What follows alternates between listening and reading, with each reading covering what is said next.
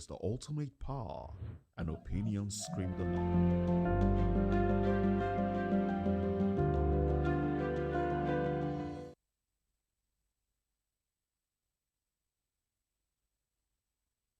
Our country is passing through a very difficult phase. This used to be a great country. Today, our country is classified among the failing countries of the world. We are now among 10 of the failing countries of the world.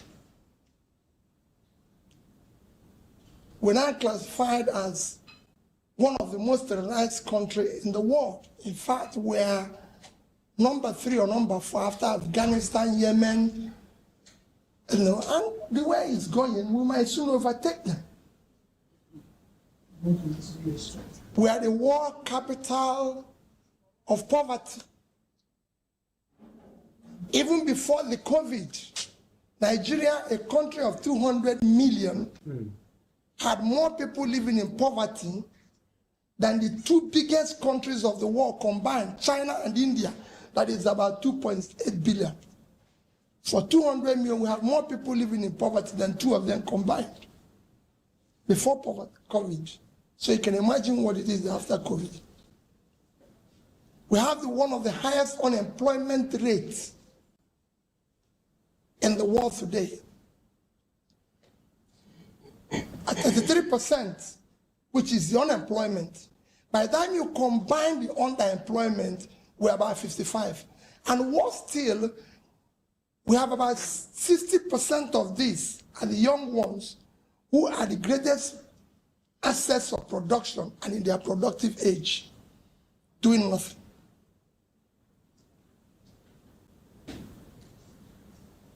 Out of school children, you're the highest in the world. Over 15 million. Forget about what anybody is telling you. Infant mortality today, we've just overtaken India, which they thought will overtake them in 5 years, and we've just overtaken them. In a stress level, we are now 148 over 152. Nigerians are stressed. Competitiveness, we're going down. Of course, you've seen perception, corruption, misogynist, we're going down. You can go on, the list is endless. The hunger list now, we're number 98 out of 105. Nigerians have been classified as a country now where people spend over 100% of their wage, salary on feeding. Mm-hmm. It's like, you can't, and it's getting worse. And anybody who thinks it's going to get better, forget it. This is cumulative effect of leadership failure over the years. Because we're choosing not to do the right thing. And people will tell you, when I was talking about somebody who is granting loan and everything. There's nothing wrong with loan. Nothing, absolutely nothing. I'm a businessman. I'm a trader. That is my background. You live with loan. Loan is what has made nations. Every nation in the world is owing.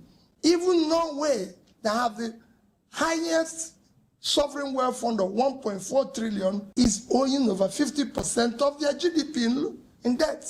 So there's nothing wrong with loan.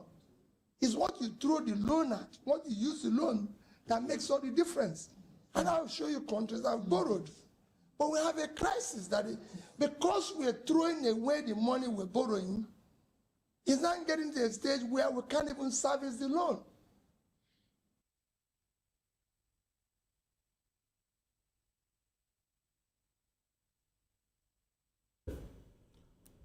All right, now don't get it twisted. The video, the audio you just listened to now was called from a 2021 event that Peter Obi attended and addressed Nigerians. At that time he was complaining about the socio-economic imbalance that we witness in Nigeria. Oh, well, good evening and thanks for joining us on Political Lens. I am Chukwuma Okoro, and I'm joined in the studio today by Barrister Asim Adams. Barrister Asim Adams is a constitutional lawyer and a public affairs analyst. He was also the spokesperson for the Beatrice Utubo / Peter Obi campaign organization in Rivers State on the 2023 general elections. Good evening, Barrister, and good to have you on the show. Yeah, good evening, Mr. Always Okoro. a pleasure to have you. A pleasure always. Thanks for coming. 10 I times, appreciate your yes. presence.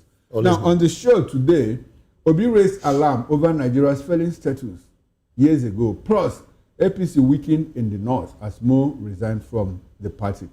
Well, the prophetic words of Peter Obi, former governor of Anambra State and former presidential candidate of the Labour Party in the 2023 general election, continues to resound loudly as warnings he gave back in 2021, 2 years ahead of the last general election, seem to have come to reality. Well, back then, Obi had talked about economic decline, huge borrowing, poverty levels, and nationwide insecurity.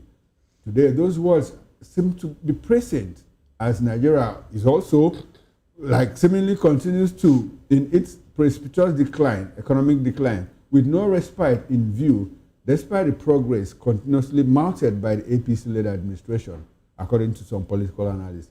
Well, the president has always claimed that his economic policies are very impactful, but Nigerians are divided in validating the president's claim. Meanwhile, former Zamfara Central Senator Kabiru Garba Marafa has announced his resignation from the All Progressives Congress, APC, accusing President Bola Ahmed Tinubu of adopting a use and dump style of leadership. Marafa, who represented Zamfara Central in the Senate between 2011 and 2019, also served as Zamfara State coordinator of the Tinubu/Shetima campaign organization during the 2023 presidential election. He expressed disappointment over what he described as neglect of Zamfara by Tinubu's administration, despite Marafa's role in delivering the state during the 2023 general elections.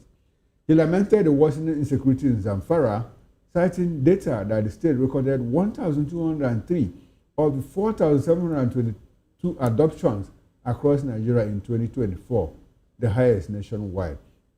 While speaking through a group, he added that within 1 week of the recent by-election, 25 villages in Zamfara state were attacked, 145 people kidnapped, and 21 persons killed.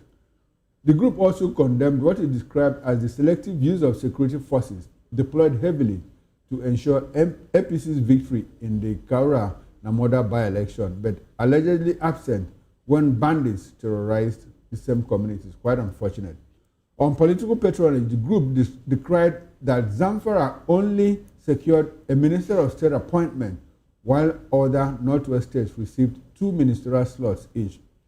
It further alleged that states where Tinubu lost, including Lagos, had been rewarded with greater political and developmental benefits. Well, Marafa said the developments underscored his conviction that Tinubu's leadership alienates loyal allies once they have served his purpose. Barrister Adams, you heard it all. Now let's get into it. Let's go back to 2021. Then Peter Obi sounded prophetic, but the ruling APC dismissed him, and today his warnings seem to have been pressing. What has changed then and now? Was it a political trailblazer that Nigeria missed in 2023, or just a prophet of doom at that point? What do you see? What's the situation then and now? Any difference? Thank you very much. I want to say with due respect to Peter Obi, before he made those prophetic utterances and speeches, we have had people who made prophetic utterances before now. For instance, there is one Professor Ali Mazori, historian. I think he's late right now. He, when he was doing a research on the African continent, he visited Nigeria, I think, in the 70s, and I think late 70s to early 80s. He described this particular Nigeria, which he likened to Africa. He said, Nigeria particularly, is a Garden of Eden in decay. A Garden of Eden in decay. And when it was probed further, why such remarks, he said, this is a country that has everything under the earth, even more than what some other countries who are greater than Nigeria, do not have. But the country has not been able to find its feet, as the case may be. before Mazuri, Nnamdi Azikiwe described Nigeria in the time of NPP, when he was the presidential candidate of NPP. He described this country as he was campaigning as a giant of Africa with distended stomach and walking on spindle legs. That is Nnamdi Azikiwe. That was when he was campaigning, 1999, 80s. Then, in that same 80s, there is a particular man whose name is Alhaji Umaru Diko. Umaru Diko, when he was confronted with the high cost of living and the palpable anguish, squalor, subjugating, poverty, lobotomizing, poverty, as it were, as at that time, and what the government of the day should do as at that time. He told Nigerians that until and unless he began to see Nigeria eating from the dustbin, okay, then he will not know that Nigeria is really on that poverty-stricken, level, and that things are hard. And in that same time, a particular communication minister, when people were complaining that we could not communicate, we could not even buy for how do you reach your people, he made it very openly and said that telephone or telephony is not for the poor. Barrister, I hate to butt in at this time. Yes, I hate to butt in because the same man, the same communications minister that said Nigeria, that's right, is the one that says I want to rescue Nigeria. Absolutely. Talking about David Mark. Absolutely. That's what I want to mention his name. Okay, beautiful. You understand? Beautiful. And I say that telephony or telephone is not an object, or it's not a toy for the poor. As at that time, people were complaining of high cost of living. Then you find that the late Gani Fayemi came up also and was weeping on national television on high cost of living. Now, coming to Peter Obi quickly, I am very, very happy that he was very objective. He said this is as a result of cumulative leadership failure. He didn't say it is the Tinubu administration so that they don't get him wrong, so that they don't get us wrong. Tinubu wasn't even in government. Yeah, he said, Peter Obi said that it is as a result of cumulative leadership failure. You understand? So the asphyxiation and, the political plutocrats that have held Nigeria by its jugular vein have been the ones still in government today. And that is what Peter Obi is now saying. That instead of us getting better, we are getting worse, as the case may be. So I would say it's a modern day, a prophet. It just added to what other prophets saw. And I'm very sure that a man like Nostradamus couldn't have even predicted Nigeria, because Nigeria was an amoebic country that you cannot describe. It is shapeless at times. It comes to shape just the way it is. So these are things that are, not far-reaching, consequences. Peter Obi is spot on. We all know. Nobody needs nobody to tell me that right now the average Nigerian man is suffering in squalor. Let me tell you for an example. As a lawyer, I have met clients in about 2 weeks from now, or 2 weeks backwards. About 3 of them came. They were being pursued by these loan companies, online, whatever as they call them. When you ask them, why did you take loan? They say they borrowed to eat. They're not borrowing to do business, but borrowing to now feed their families. And you ask them they will tell you that, look, the way things are, it's like we are living in a forgotten enclave. That it's like we are no citizens of a particular country. Nobody comes to empathize, sympathize. Nobody comes to even say that, so we are going to do this to bring down this particular harsh economic effects that things are, having on Nigerians. So these are the problems we have. So it is not. It is spot on. Okay, from what Peter Obi has there's a description you made now about Peter Obi, and that reminds me about our own sage, late Pa Obafemi Awolowo. Yes. At a point, Emeka Ojukwu, you also know Emeka Absolutely, Ojukwu, one of Africa's best. No matter the kind of designation we give him. Absolutely. One of Africa's best. Absolutely, at the time he came in. Yes. At the time he came up. He once described Pa Obafemi Awolowo as, you know what Awolowo represents for the West? Absolutely. You know what he did in Western Nigeria? Yes. At that point, Emeka said, look, Awolowo is the best president that Nigeria never had. Absolutely. Will it get to a point? Do you see a situation where, because of the systemic capture in Nigeria, the capture of the system, will it get to a point where Obi will have maybe described as one of the best presidents that Nigeria never had? The way it is going, even Awolowo, that same period of time, said when he lost that election and he went to the Supreme Court and this 12 to 3rd, whatever came up, the mathematical, whatever that came up, he said that he has found out that in Nigeria, the best candidates do not win elections.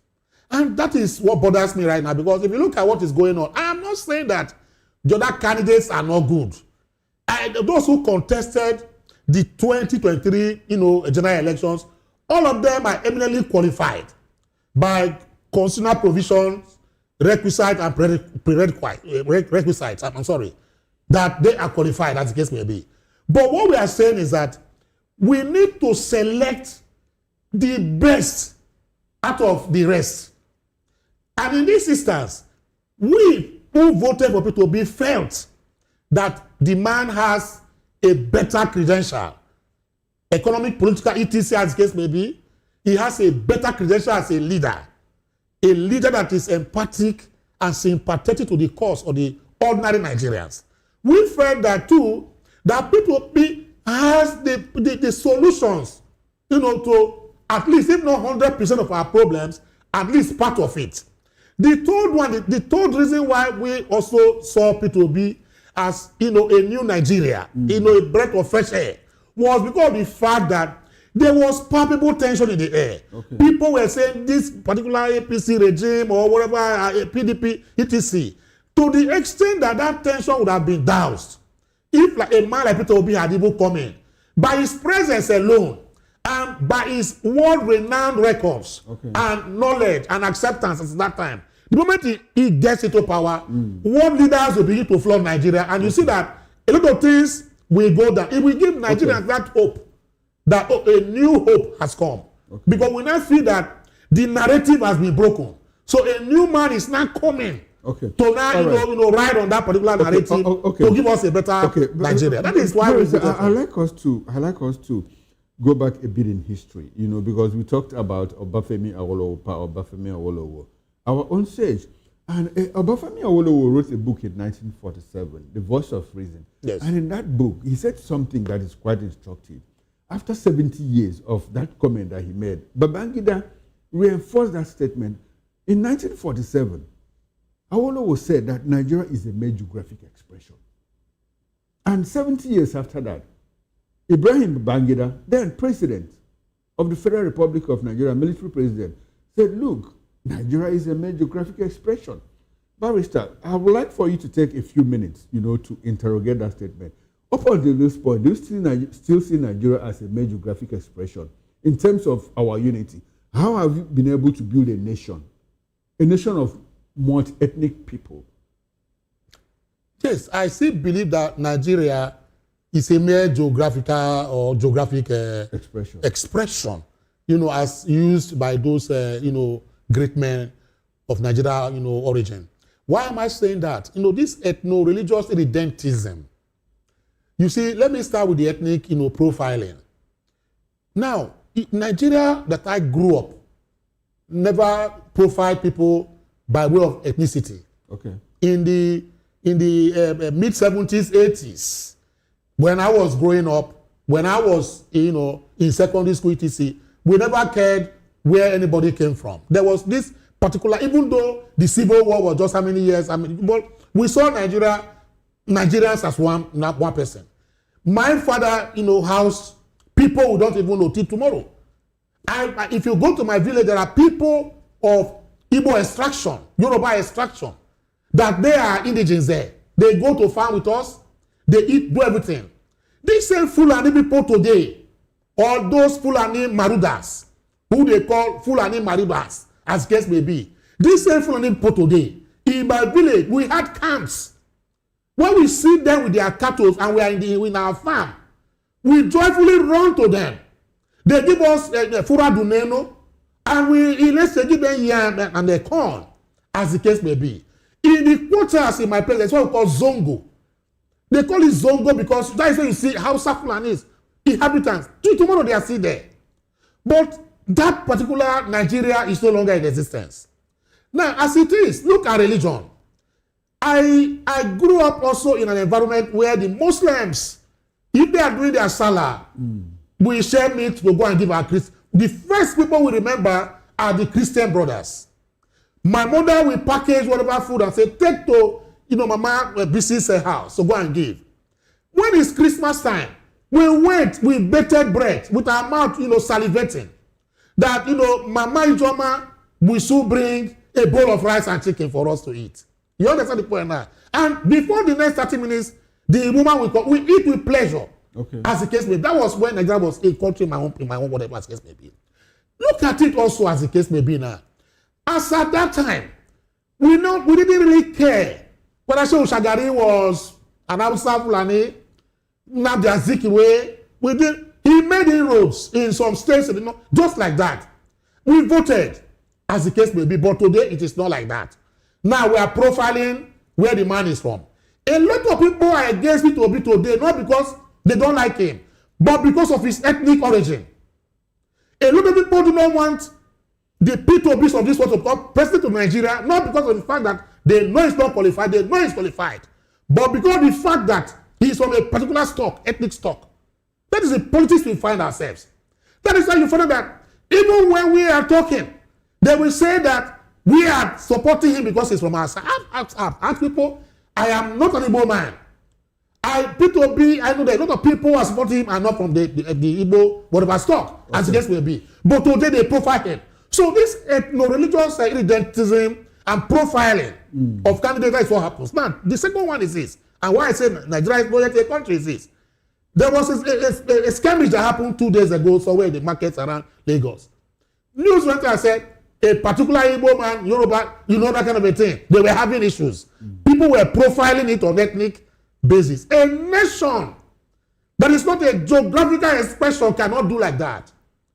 A nation state that has come to stay with the jugulars, the indices of a nation state and nationhood cannot. Nobody will profile you to say, this is where the man is from before you take your action. No.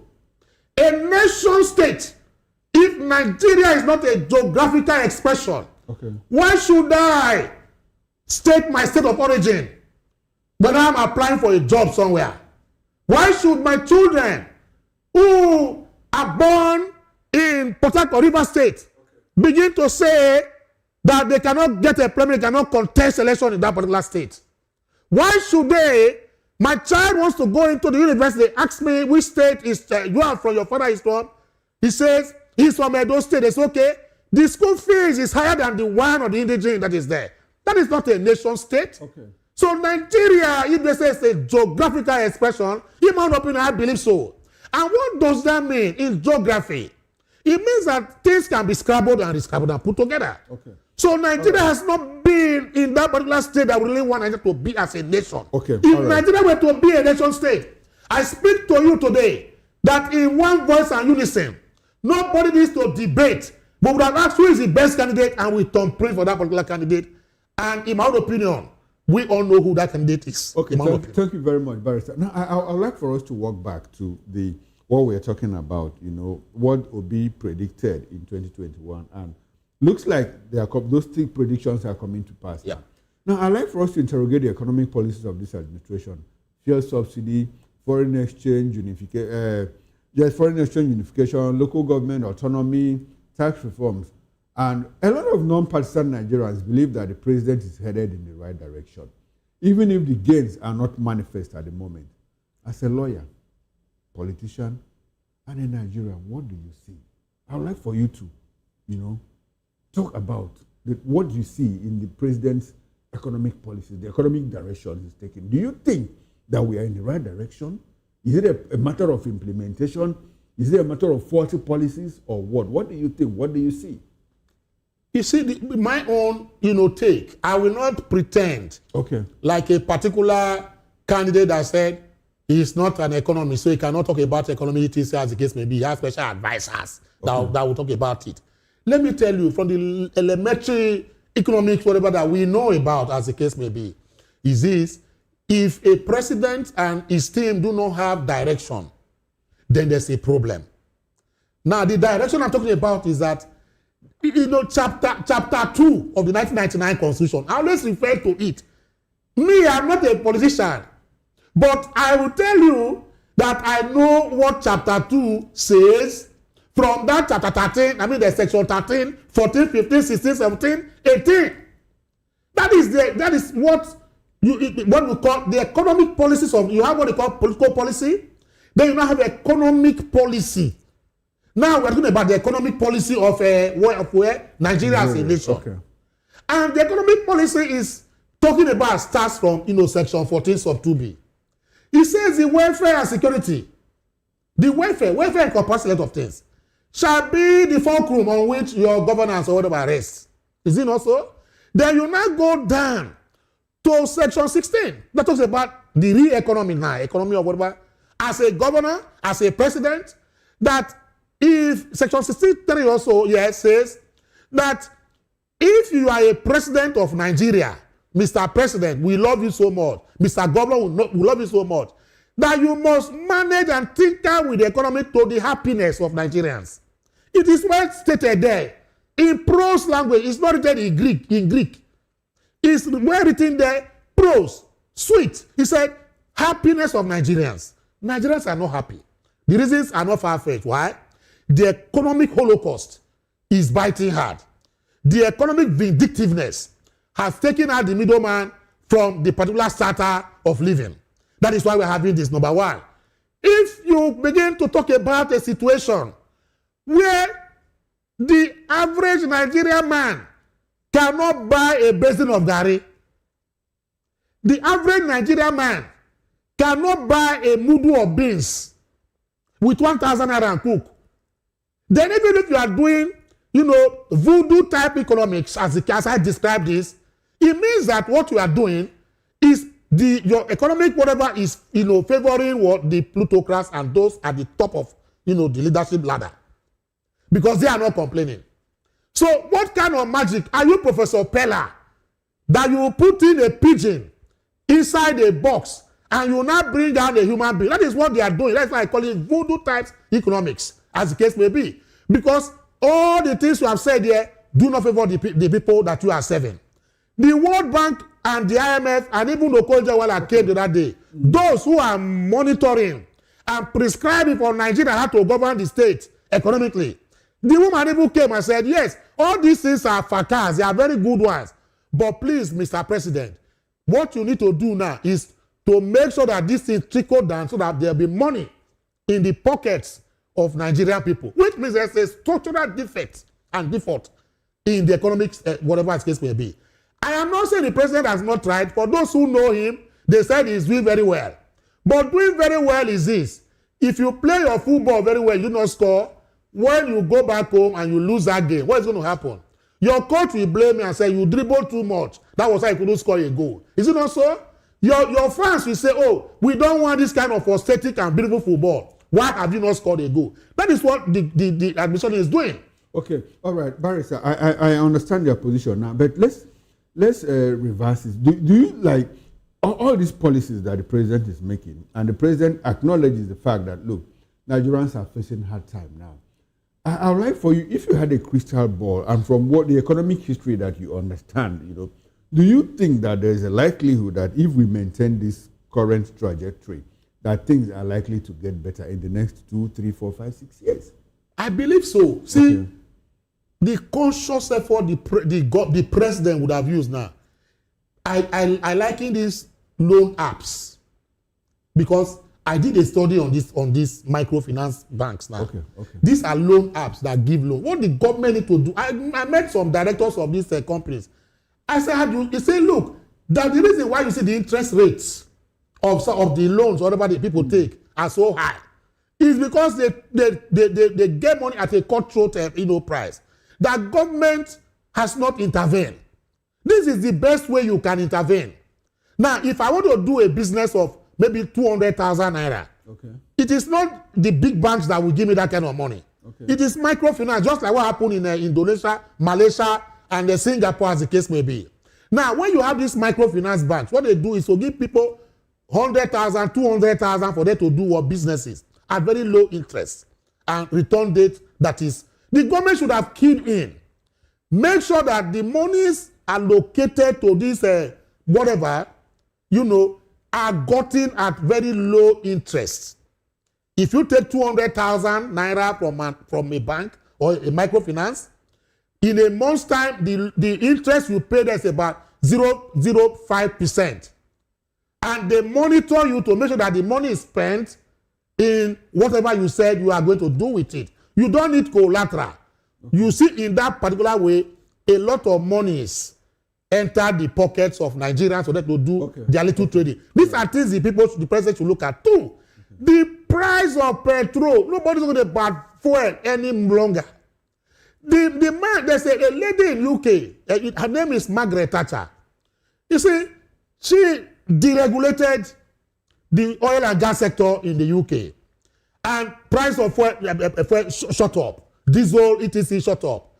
A time came, she called the oil program and said, look, because there is deregulation, does not mean that we government cannot regulate. Okay. So the government is not regulating these people. I know there is deregulation, which they say is good. Mm-hmm. You have removed subsidy. Okay, no problem. We say remove the subsidy.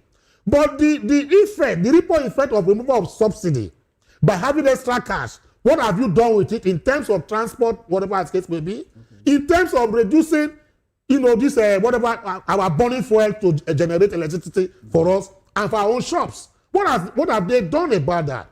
The fuel prices on a daily basis goes up.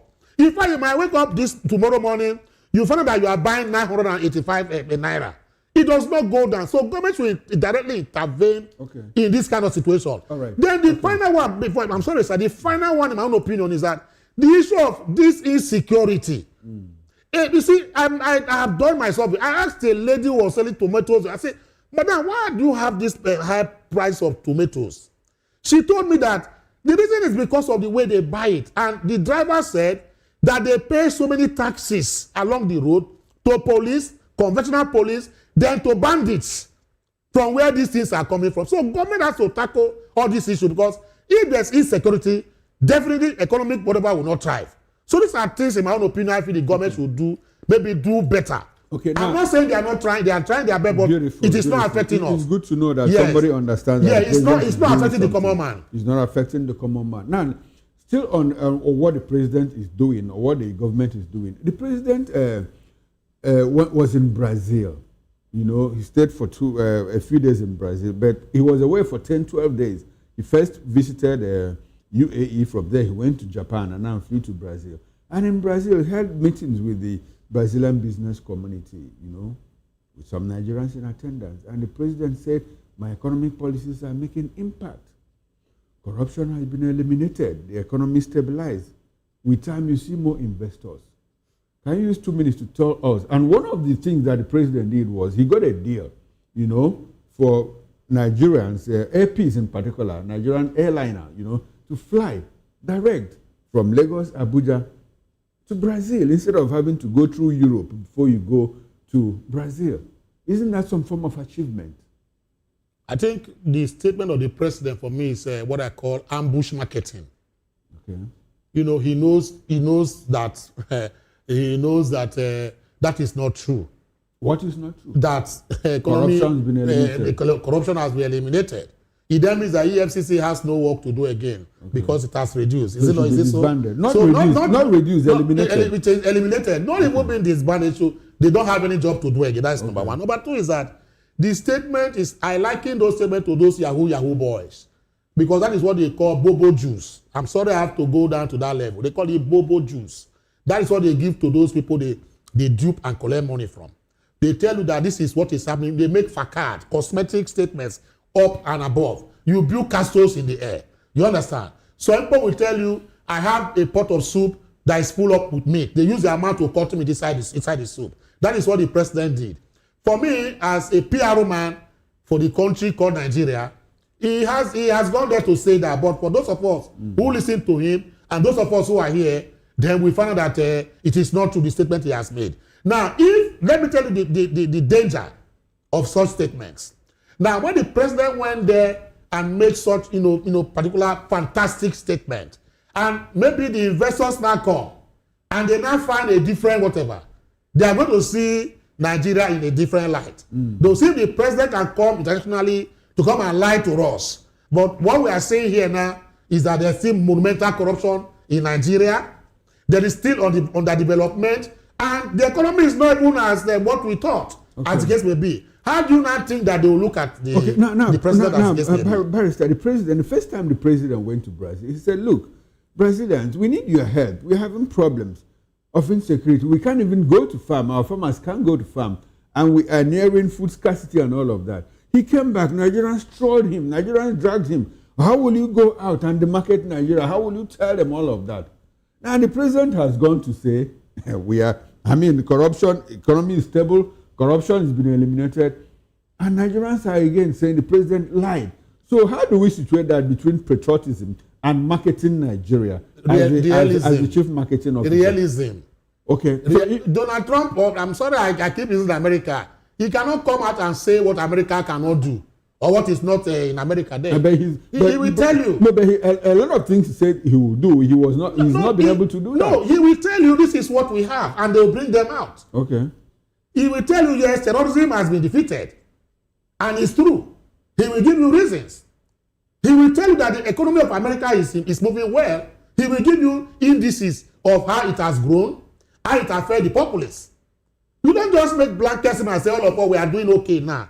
For me, that is sophistry in taking to an act. Okay. You understand? You know that what you are saying is wrong. But you are using clever arguments to establish false foundations. That is what the president did in my own opinion. So anytime the president travels overseas, yes, you tell be realistic. Be realistic. Be realistic. And do you think they will come here? Look, if you are business with us? Of course, for instance, let me give an example. The Nigerian government under Buhari very realistic, and they told the Chinese people, our railway is bad. Is there any way you can help us? Did they not come and give us loan to do rails? Under Tibuike Amechi as the Minister of Transportation for 8 years? If you had gone there, you started pretending that your rail system is okay, the Chinese will look at you and say, okay, since you say, let us give you helicopters, as the case may be. But when you dwell in realism, people will help you genuinely. There are those who will see your problem as an opportunity for them to help you and to help themselves. Okay. But when you go there and you now say a different thing and you find out that the person says, I don't have any problem, the man will be looking at you. So it is always good to say this is what we want. Terrorism, as the president went to Brazil to say, we need help because of food shortages. Brazilian government or people around there will begin to find a way now to help Nigeria to tackle terrorism. Is it not so? Because he said the truth. But you talk about economy being buoyant and whatever, people will assume so. So they might not even give you money as the case may be. Okay. So these are the things. I remember. It could also attract foreign investors that will say, look, since this country is doing well, doing good, let's go there. On paper, the country is doing well. When they come in, why are companies leaving Nigeria and going to Ghana? Okay. All right, Barry, these are questions. Let's talk a bit about politics now. Now, former senator in Zamfara State, Marafa, has resigned from the APC. This is another resignation from the APC in the north. Now, what are the optics, for the APC in the north? What do you see? The battle with the ADC and all of that. This is about the third person that is leaving the APC. First, we had Aliyu Abdullahi leave. We had, who was his personal spokesperson. We had Hakim Baba Ahmed leave, political advisor. Now, the man that was his foot soldier in Zamfara State has left. what do you see? The optics for the APC in the north. Does it look like they are losing ground? APC is gradually losing ground in the north. Somebody created him or made him what he is. Okay. In his statement, he said they use this style of use and dump. Is it not what he said so? Yes, he said He so. said that is use and dump. Okay. Is it not so? Which means somebody brought him to use him and he now dumped him. He specifically accused the president. I'm just saying that is their business. But I'm just trying to say that somebody brought him and used him and dumped him. That same person can bring another person to use that same person and dump him when he has achieved his means to now destroy and negate and neutralize this other man that left. Okay. So that tells you that none of these politicians talk about us, the masses. They don't have that patriotic endeavor in their hearts, as case may be. So he's crying now that the president used me and dumped me. Now the president will fill that particular gap because the man needs to retain his power. So he's going to use his enormous power now to get a replacement for this man that has left that political party. That's what I'm trying to tell you. You find that in the days to come, somebody is going to replace him. And that person will be the man the president will use to neutralize this man and create more whatever for him. So it doesn't really make any whatever sense as case may be. Okay. And am I not surprised? Why am I not surprised? Because Nigerian politicians are, moving from, this is transfer season. I love sports too much. I love football. This is transfer season. Okay. That is why you see now that all the players you have today, about 80% of them, have either belong to one political party or the other. PDP, APC, back to ADC, now PDP. They be rigmaroling. So the transfer season is open in the Nigerian political arena. So you see people transferring. These are people that do not have, that good intention for the country. Just like a player who is playing for a particular team A, he will tell you that team B is the worst team. But the moment the atmosphere is right, and he crosses over to the other side, he begins to condemn that particular team that he left. Okay. So their particular agenda is prescriptive. It's transactional. Like you always say. It's what they can get. Okay. So, and when you have a government that is transactional, there are so many transactional politicians that will fill the gap of those transactional politicians that left that political party, in my own estimation. Okay. Now, where I begin to shiver that APC might have serious problem is when I see sitting governors from the APC defecting to ADC or to PDP. That was how PDP lost the track. About 5 prominent governors from the PDP, including Atiku Abubakar, left. The NPDP. The NPDP, they left and formed APC. Then when they were battling with that, the yes okay factor of another 5 again came up. I don't know if you understand. So PDP could not withstand, that invasion. And that is why you found out that they fell. And Jonathan could not hold water. Okay. Until and unless I see such situation or near situation of that nature, I do not think that this people, whether you like. Okay, so essentially, you don't believe that this resignation I don't believe so. Is going to do any damage to the electoral value. There are resignations that will shake the country. There are resignations, for instance, in Lagos here now. Okay. That the man has left the president cabinet. You will see that even all of us here will say, but this is a big one. You understand?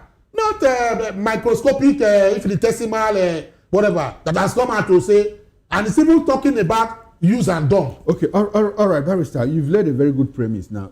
I would like for us to talk about the continuous voter registration exercise that just took place. And that is ongoing now. And ADC is saying, look, INEC, the figures that they are giving us, it doesn't look good. The figures don't look good. The figures don't look good. Because they say that in a place like Osun, it has defied a pattern. So is it some form of coincidence? Osun recorded highest in the southwest. And look at a place like Borno State, which is more like in a war zone. And online registration, Borno State recorded very high numbers. And people are saying Osun State and Borno State, the president and the vice president home states, is it some form of coincidence or is it a script? Is it something that is already planned out to ensure that those states are captured by the ruling government? What do you say? It's been like that. There are states that are more conscious than the other. Okay. This CVR that is happening today all over now. They are doing CVR, continuous voter registration. Is it not so? Yes, yes. Many people don't know in Lagos. Many people don't even know in River State. Because they are following Wike and Sim Fubara and Ibas. They don't even know that CVR is going on. You talk about, I'm happy that you talked about Fubara. Fubara seems to be in the cooler now. Nobody knows what's going on. Of course, there's an agreement. September 16 is around. No, of course. September 16th is be the 6th month. Is it not so? 6th month, no. Yes. What the president has is that he has 6 months. I mean, the state of emergency is for 6 months. So if it's 2 weeks to that time, we all of us, bated breath, we are waiting. We know it's going to be there was a peace deal. After that peace deal, a lot of people believe that, yes, the local government elections that is taking place tomorrow. Tomorrow, yes. After the local government election, you understand, the results are declared and those people are sworn in. Barrister, we are out of time. I hope we could get more time to talk. What do you expect local government elections between who and who in Rivers State? Are you in touch with Rivers people? I'm in touch with Rivers people. Okay. I have good friends there. I don't know if I can mention their names here now, but people know them. Those are my friends who are I know that they are going to get it down. Emoha local government will get it. Obiakmo will get it. Faga. Okay. I know them. We'll get it how? We are friends. That is people. Don't mention their parties because the campaign period is over. They are going to get them. Okay. Since they will vote. The people will vote. Vote will count. The vote will count. Okay. Vote will count in Rivers State. Which party? But the opposition will always say vote does not count. The main parties in this particular, program is APC and PDP. Okay, PDP. Yeah, PDP. Still very strong in Rivers. For instance, Obiakpona PDP candidate is the one contesting there. Okay. Then Emoha, you have APC.